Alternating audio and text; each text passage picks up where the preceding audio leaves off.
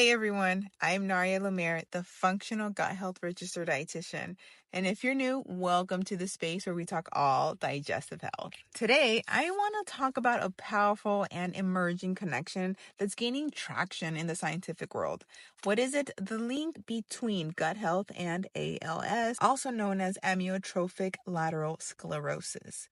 This condition actually touches very much to my heart because a few years ago, when my grandpa was first diagnosed, I remember seeing him in stages from walking around, talking, laughing, and just being normal to where he was unable to cook. He was sitting down all the time to the point that he needed assistance to do everything, to where he couldn't eat anymore, to where he eventually passed from this condition.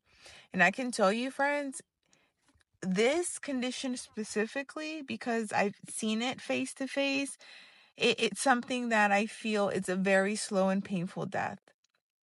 And it was very painful to watch, for him to experience.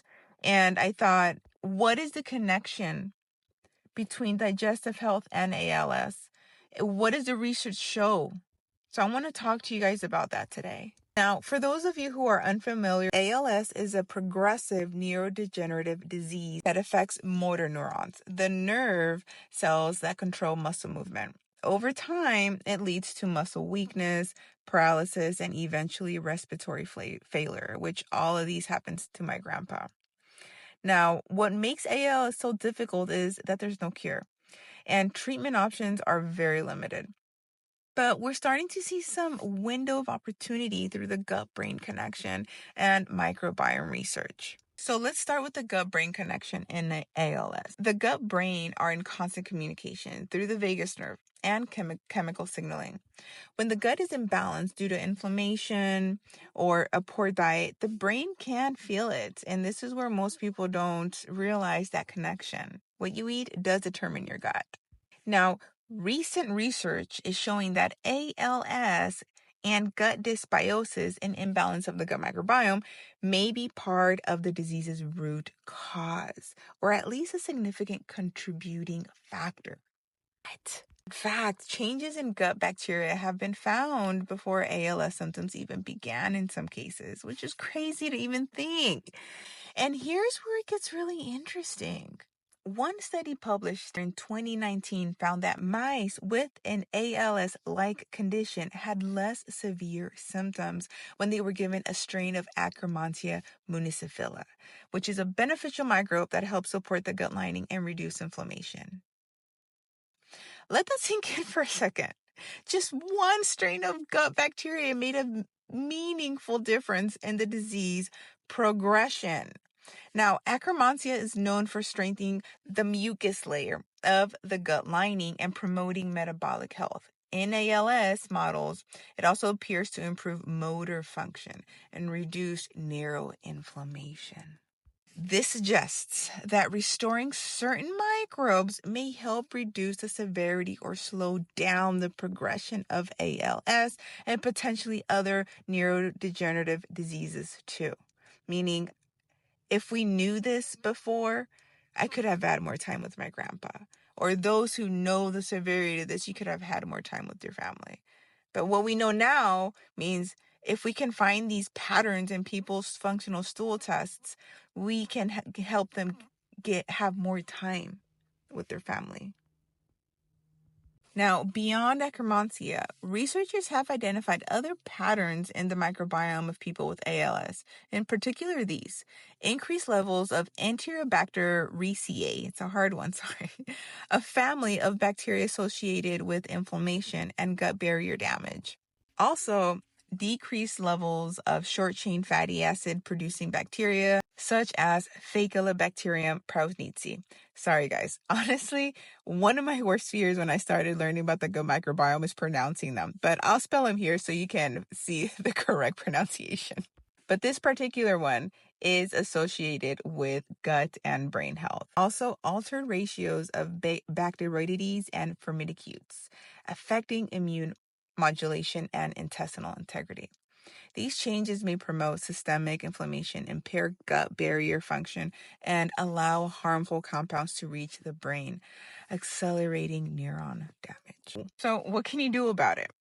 If you or a loved one is dealing with ALS, supporting the gut might not be a cure, but it could help you feel better, reduce inflammation, and possibly slow down progression.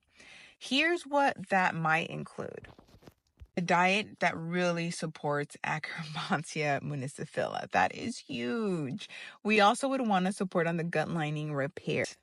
We'd also want to provide a lot of support for the gut lining.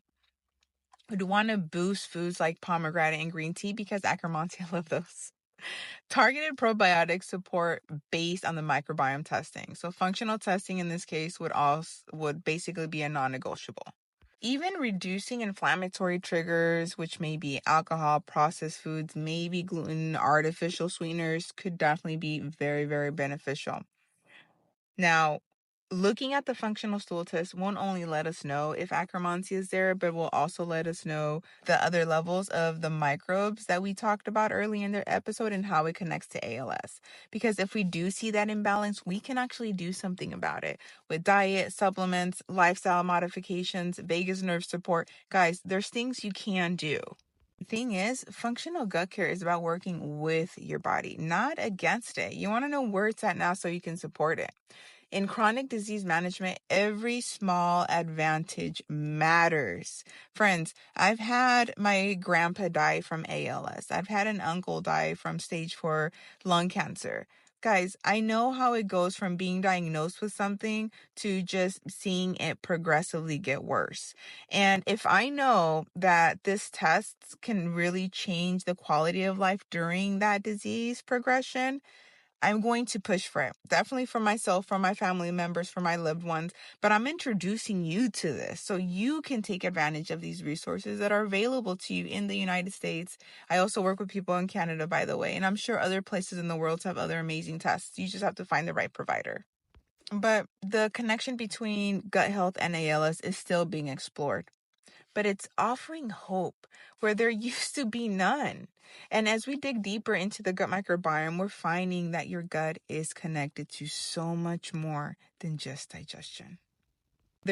Whether you're navigating a chronic condition or want to protect your long-term brain health, now is the time to get serious about your digestive health.